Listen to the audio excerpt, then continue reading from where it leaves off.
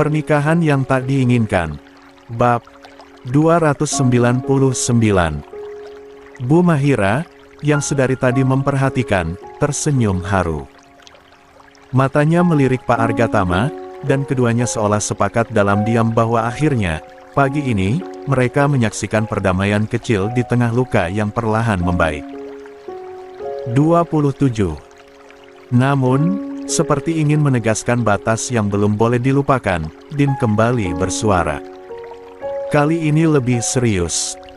Tapi ingat, Dav, ujarnya, menatap adiknya lurus. Kita sudah bicarakan ini semalam.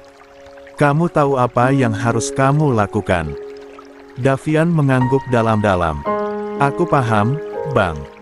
Dia lalu mendorong kursinya pelan dan bangkit.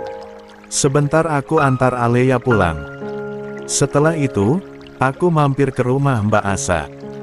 Mata Alea yang tengah mengunyah sisa sarapannya langsung membelalak. Sekilas. Hanya sekejap. Namun, cukup untuk membuat hatinya melonjak dalam kegelisahan. Tangannya refleks meremas ujung taplak meja. Namun tak seorang pun tampak memperhatikan reaksi singkat itu. Pak Argatama hanya meneguk Bu Mahira tersenyum lega, dan Din pun melanjutkan sarapannya dengan tenang.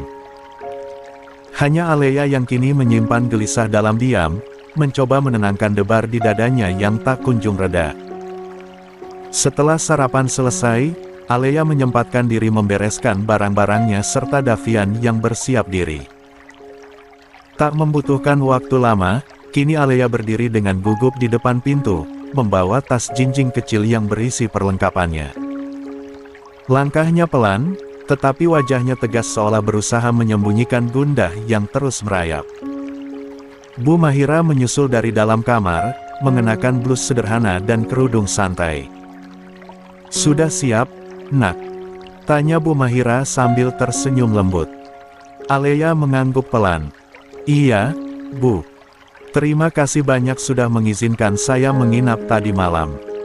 Maaf juga kalau kehadiran saya malah membuat suasana tidak nyaman. Bu Mahira mendekat, lalu menggenggam tangan Alea dengan hangat. Tidak perlu dibahas, Nak. Semua sudah selesai, buktinya Din sudah membahas soal lamaran kalian.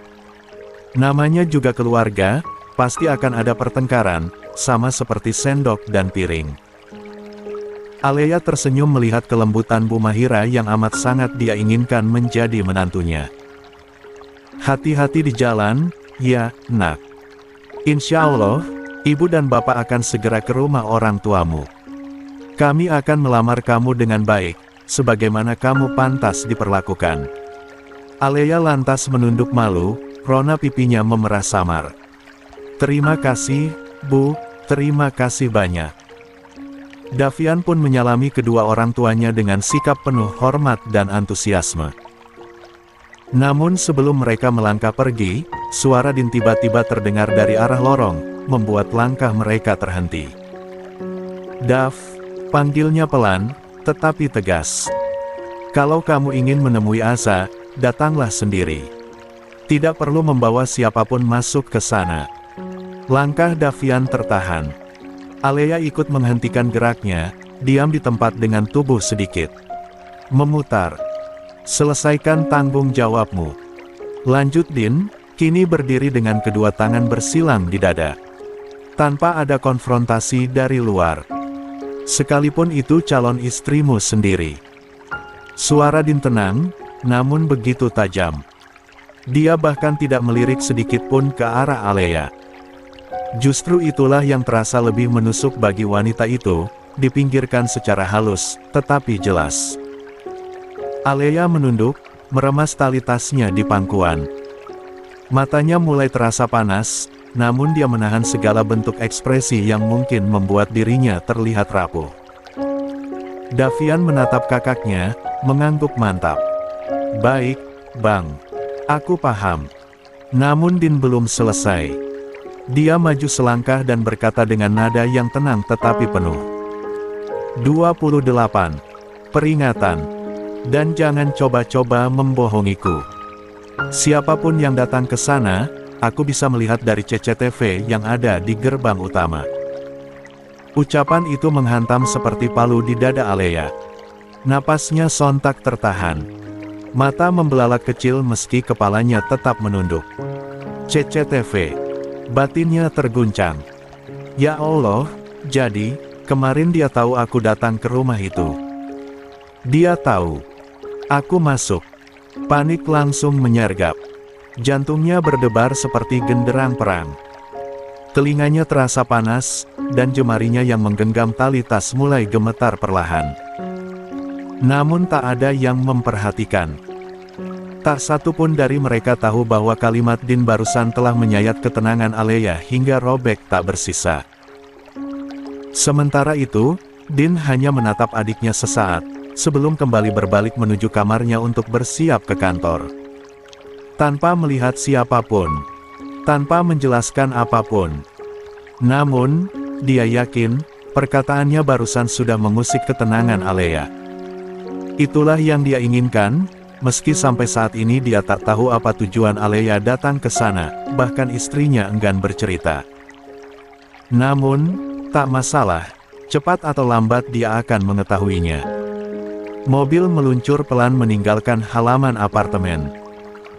Di dalam kabin, hanya suara AC yang terdengar lembut, sementara matahari pagi menyorot hangat dari sela-sela gedung, memantulkan bayang-bayang di kaca jendela.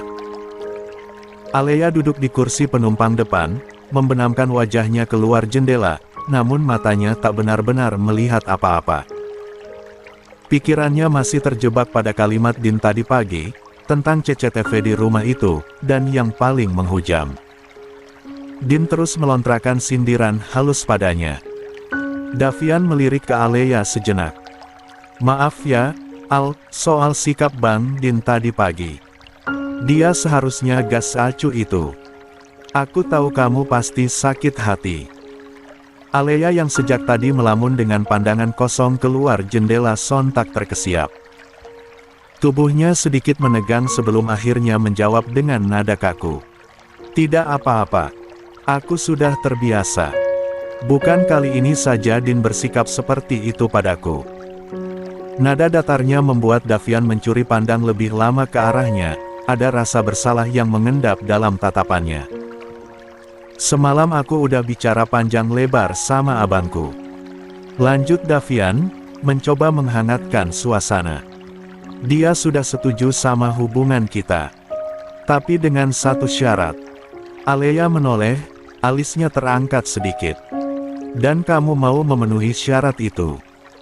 Tentu dong, Al, jawab Davian mantap. Aku yang salah. Masa aku gak minta maaf? Aku memang harus minta maaf ke Mbak Asa. Aku udah keterlaluan kemarin, Bang Din juga janji, kalau aku lakuin itu, dia akan berikan kita lamaran yang istimewa. Hadiah yang gak akan aku lupakan. Davian bicara sambil tetap fokus mengemudi, wajahnya terlihat optimis. Namun di sebelahnya, Alea menelan air liurnya perlahan, napasnya mendadak menegang. Pikirannya melayang ke kejadian kemarin, saat dia melangkah masuk ke rumah itu, saat dia meluapkan amarah dan menamparkan Asarin. Ingatannya membuat tengkuknya merinding. Dav. Suara Alea terdengar lirih, nyaris tercekat. Namun dia ragu melanjutkan. Apa kamu yakin mau ke sana sendiri? Davian tersenyum ringan. Tentu saja. Bang Din bahkan minta aku datang sendiri, katanya ini urusan 29. Tanggung jawab. Aku setuju. Aku memang harus hadapi ini sendirian. Alea menggigit bibir bawahnya. Tangannya mengepal di atas pangkuan. Tapi, kalau Asa cerita soal aku, bagaimana? Bisiknya dalam hati. Dia tahu, tak ada jalan lain. Din sudah mengultimatum. Kalau Davian tahu semuanya dari mulut Alina atau Asarin, semuanya bisa berantakan. Tidak hanya pertunangannya, tetapi mungkin juga kepercayaan satu-satunya orang yang masih ingin memperjuangkannya. Namun di sisi lain, jika dia melarang Davian pergi, bukankah itu akan menimbulkan curiga? Maka Alea hanya bisa menelan kegelisahannya. Dia menunduk dalam-dalam dan menjawab dengan suara yang dipaksakan tenang. Ya, semoga Aza bisa menerima permintaan maafmu. Davian mengangguk, tanpa menyadari badai kecil yang sedang membentuk pusaran di benak perempuan di sampingnya. Mobil melaju membelah jalan lintas Sukabumi Cianjur, cuaca sedikit mendung, tak secerah Jakarta tadi, seolah menyatu dengan suasana hati Alea yang semakin gelisah. Roda berputar di bawah, dan roda pikirannya pun tak kalah keras menggelinding. Jantungnya berdetak tak beraturan. Dia harus melakukan sesuatu, sebelum semuanya terlambat. Dav, bisa berhenti di rest area sebentar gak? Alea akhirnya bersuara, mencoba terdengar tenang. Aku, kebelet buang air. Davian langsung menoleh, lalu mengangguk tanpa curiga. Oke, nanti aku cari tempatnya. Paling sekitar 2 kilo lagi ada rest area di daerah Gekbrong, Cianjur. Tak lama, mobil mereka berbelok masuk ke rest area sederhana di tepi jalan, deretan warung, musala, beberapa tempat duduk, dan fasilitas toilet yang bersih di sebelah kanan. Davian memarkir mobil dekat toilet wanita. Aku tunggu di mobil, ya, ujarnya sambil membuka playlist lagu. Alea hanya mengangguk cepat lalu turun dari mobil. Namun, bukan ke toilet tujuan Alea. Begitu memastikan tak ada yang memperhatikannya, dia berbalik arah, mencari tempat sepi di samping bangunan kecil, lalu mengeluarkan ponselnya dengan tangan sedikit gemetar. Dia mengetik nama kontak Azarin. Napasnya berat, jari telunjuknya sedikit bergetar saat menekan tombol hijau. Cukup lama nada sambung operator berbunyi, membuatnya hampir putus asa, apalagi waktu terus berjalan, tak ada lagi waktu jika bukan saat ini. Tiba-tiba terdengar suara dari seberang. Assalamualaikum, Kak. Lembut, tenang, namun terasa begitu jauh. Alea menutup mata sesaat, lalu dengan nada tergesa dan berbisik. Za, dengerin aku, 5 menit aja. Sebentar lagi Davian akan sampai ke rumah. Din menyuruh dia minta maaf ke kamu. Tak ada sahutan. Sunyi. Aku mohon, Za. Lanjutnya panik. Jangan bilang apa-apa soal aku kemarin datang ke sana. Jangan cerita apa-apa ke Davian, ya. Tolong. Tak ada jawaban langsung, hanya desah napas berat serta banyak suara di belakang Azarin yang menjelaskan jika dia sedang tak di rumah. Kenapa kamu mengaturku seperti anak kecil, sih, Kak? Suara Azarin terdengar tenang, tapi dingin. Kamu datang tiba-tiba, lalu menamparku. Bicara tentang hal-hal yang gak aku mengerti, menuduh aku biang. 30. Masalah hubungan kalian. Alea tercekat. Tak ada kata, Kak, di kalimat Azarin barusan.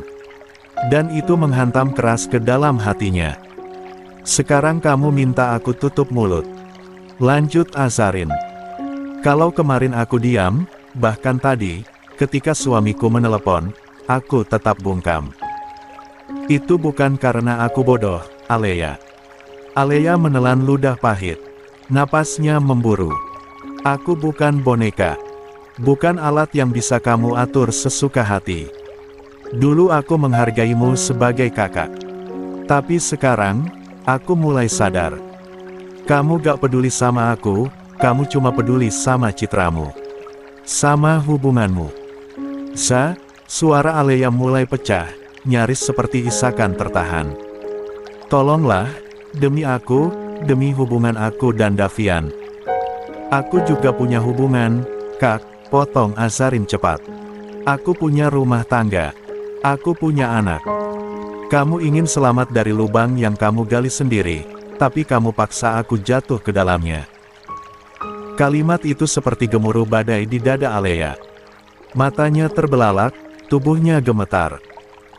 Berdoalah, semoga bibirku ini gak kelepasan, kata Azarin akhirnya, suaranya datar namun menusuk. Tapi aku gak bisa jamin Alina. Dia dekat sama omnya, kan? Anak-anak tak pandai berbohong. Klik. Sambungan terputus. Alea terpaku, seolah dunia di sekelilingnya hening sesaat. Matanya kosong. Telepon masih tergenggam di tangan. Hingga akhirnya dia terduduk di anak tangga belakang gedung toilet. Kedua tangannya mencengkeram wajahnya, dan erangan frustrasi pun pecah dari bibirnya yang pucat. Ya Allah, aku bisa gila. Kalau Davian tahu semua ini, semuanya akan berakhir. Perlahan dia berdiri, menegakkan tubuhnya dengan paksa. Dia melangkah gontai masuk ke toilet, lalu menatap bayangannya di kaca kecil di wastafel. Wajahnya pucat, matanya sembab. Namun, dia tak bisa lama. Tak bisa menunjukkan semua ini di depan Davian. Dengan sisa tenaga, dia menarik napas dalam-dalam, lalu berjalan kembali ke mobil, menyembunyikan badai di balik senyuman tipis yang dipaksakan. Begitu pintu mobil terbuka, Alea masuk dengan langkah pelan. Wajahnya pucat, pandangan matanya kosong, dan bibirnya sedikit bergetar. Dia duduk diam, merapatkan sabuk pengaman tanpa bersuara. Davian yang duduk di kursi kemudi langsung menoleh, keningnya berkerut penuh kecemasan. Al, kamu kenapa? Mukamu pucat banget, tanyanya lembut, namun penuh waspada.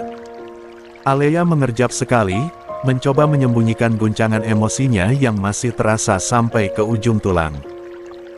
Dia menarik napas pendek, lalu menjawab dengan suara lemah. Tadi, di toilet, ada ibu-ibu bawa anak kecil, gak sengaja nabrak aku, ujarnya pelan. Kebetulan pas kena perut. Sekarang agak nyeri, tapi gak parah, cuma ngilu sedikit. Ya Allah, kenapa gak langsung bilang? Davian panik. Tangannya langsung bergerak untuk menyalakan mesin. Aku cari klinik terdekat, ya, siapa tahu butuh diperiksa. Gak usah, potong Alea cepat, suaranya mulai sedikit bergetar. Dia menggenggam tangan Davian dengan cemas. Aku cuma mau istirahat. Tapi bukan di rumah, nanti Umi pasti panik kalau tahu aku sakit. Aku 31. Aku mau ke rumah Aza aja. Dia pasti izinin aku istirahat di sana. Davian terdiam. Matanya menyipit, mencoba memproses permintaan itu. Dia ingat betul, tadi pagi Din sudah memberikan peringatan keras, hanya dirinya yang boleh masuk ke rumah itu. Dan itu pun bukan untuk kunjungan biasa, melainkan untuk menyelesaikan satu tanggung jawab, yaitu meminta maaf. Sementara itu Alea kembali bersuara, kali ini dengan nada lebih lembut dan memelas. Dav, aku tadi udah hubungi Aza, bisiknya, penuh harap. Dia bilang gak apa-apa kalau aku ikut ke sana. Dia ngerti keadaanku. Aku gak akan ganggu, cuma mau rebahan, istirahat sebentar. Tolong, ya. Davian mengusap tengkuknya, gelisah. Dia menatap wajah calon istrinya yang begitu pucat, terlihat lemah, bahkan seolah menenahan sakit. Namun di kepalanya, kata-kata Din kembali terngiang. Kalau kamu datang ke sana, datang sendiri. Jangan bawa siapapun. Sekalipun itu Alea. Al, ucapnya lirih, abang udah anti-anti aku, untuk datang sendiri. Ini penting banget, kamu ngerti, kan? Aku ngerti, Dav, tapi aku juga sakit sekarang. Suara Alea sedikit parau. Masa kamu tega ninggalin aku sendirian di rumah Umi yang saat ini kondisinya sedang sakit juga? Aku gak minta banyak, cukup tempat untuk baring sebentar aja. Aku janji, gak akan ikut campur urusanmu sama Aza. Sumpah. Davian kembali terdiam. Hatinya terbelah. Di satu sisi dia tak enak hati jika tak memenuhi permintaan itu.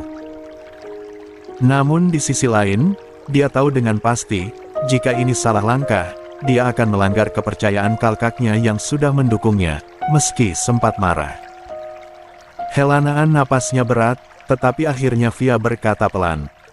Oke, kita coba ke sana. Tapi kalau Aza gak setuju kamu masuk, kamu harus tunggu di mobil, ya. Alea mengangguk cepat, ekspresinya berubah lega meski sorot matanya masih menyimpan rasa takut. Terima kasih, Dav. Terima kasih. Mobil kembali melaju, kali ini menuju satu titik yang tak hanya menjadi tempat istirahat, tetapi juga medan pertempuran batin yang bisa saja mengubah segalanya.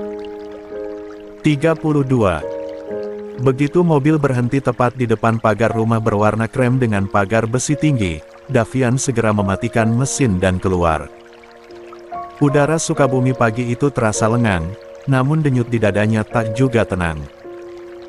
Dia melangkah menghampiri pos satpam yang baru setengah jadi di sisi gerbang. Pak Iman, lelaki parubaya berseragam coklat tua, sudah berdiri dengan sikap tegap. Wajahnya datar, namun sopan seperti biasa.